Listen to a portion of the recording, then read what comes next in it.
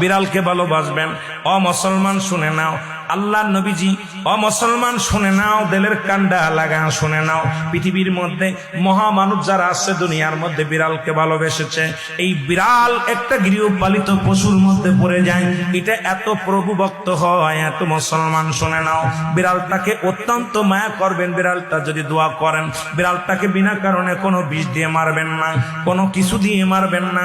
ও মুসলমান শুনে নাও, বিড়ালটাকে যত্ন করবেন। বিড়াল যদি অভিশাপ করে, বিলাই যেটা বলা হয়, অভিশাপ করলে সঙ্গে সঙ্গে আমার আল্লাহ কবুল করে নাই। বিড়ালের অভিশাপে মানুষ ফকির হয়ে যায়, বিড়ালের অভিশাপে মানুষগুলো ধ্বংস হয়ে যায়, বিড়ালের অভিশাপে দুনিয়ার সংসারের মধ্যে অশান্তি লেগে যায়। বিড়ালকে ভালোবাসলে, ও মুসলমান শুনে নেও, এই বিলাইকে ভালোবাসলে, বিলাই যদি দোয়া করে, বিলার দোয়ায় আল্লাহ দরবারে অনেক ফায়দা লুটতে পারবেন। জোরে জোরে চিল্লায় বলা যাবে না মারহাবা। এখানেও নবী বিড়ালকে ভালোবাসতেন। এখনো মক্কা মদিনা অসংখ্য বিড়াল আছে যারা মদিনায় গেছেন হজ করতেন। আমাদের সভাপতি সাহেবও গেছেন।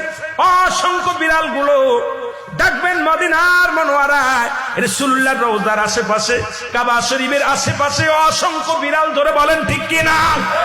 এত সুন্দর বিড়াল যারা মক্কা মদিনায় দেখে আসছেন তাদের কাছে জিগাইবেন বিড়াল আছে কিনা আছে। এই বিলাইদেরকে ভালোবাসবেন, বিলাইকে অভিশাপ দিবেন না।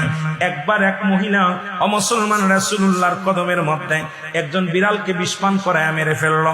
রাসূলুল্লাহ তখন সংসারের মধ্যে অশান্তি অমঙ্গল শুরু হলো। নবীর কদমে আসলেন, ইয়া রাসূলুল্লাহ, ইয়া হাবিবাল্লাহ, আমাদের অশান্তির কারণ কি? জিবরিল আমিন এসে বলে, ইয়া রাসূলুল্লাহ, ইয়া হাবিবাল্লাহ, উনি যে বিড়ালটাকে পালন করতেন, ওই বিড়ালটাকে অনেক কষ্ট দিয়ে মারছে, খানা দেয় নাই, ঘরের ভিতর আটকায় রাখছে, নির্যাতন দিয়া মারছে। এত কষ্ট পেয়ে বিড়াল ছানাটা মারা গেছে। ওই বিড়ালটা বরদোয়া আল্লাহর দরবারে কবুল হয়ে গেছে। তওবা করছে, তওবা করার পর নবীজি নিজেই বলছে বিড়ালকে ভালোবাসো। আর নবীর সাহাবী আবু হুরায়রার কোসের মধ্যে একবার বিড়াল নবীজি আলোচনা করতেছিলেন সাহাবীদেরকে নিয়ে। বিড়াল ছানার পিতা আবু হুরায়রা, আল্লাহু আকবার বলেন না। বিড়ালের পিতা হঠাৎ করে কোসের মধ্যে বিড়াল ডেকে উঠছে। নবীজি বললেন, এ আবু হুরায়রা। সবাই আশ্চর্য হয়ে গেলেন, এবার বিড়াল ছানার আব্বা কি ডাক। হঠাৎ করে আব্দুস শামস আব্দুর রহমানের কোসের ভিতর থেকে একটা বিড়াল বাইর হয়ে আসলেন।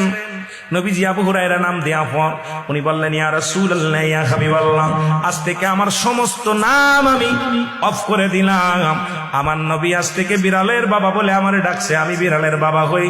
জগৎ বিখ্যাত একজন সাহাবী, যিনি পৃথিবীর মধ্যে বিড়াল ছানার পিতা নামে আখ্যায়িত। জোরে জোরে চিল্লায় বলেন মারহাবা।